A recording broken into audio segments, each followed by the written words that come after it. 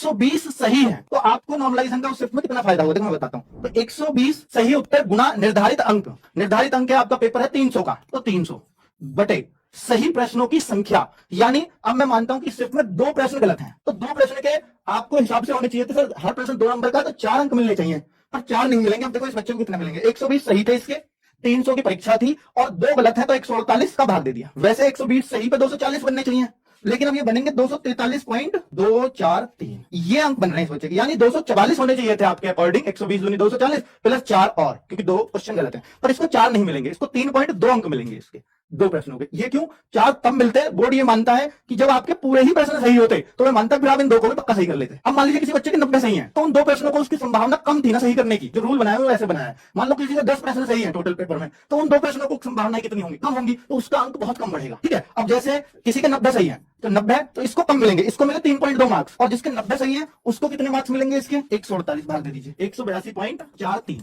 तो बच्चे जैसे 182.43 है, तो इस बच्चे को 2 क्वेश्चन इसकी में वही शिफ्ट है सेम, लेकिन इसके चूंकि 90 ही सही थे प्रश्न, तो इसको मात्र 2.4 मार्क्स ही बढ़े।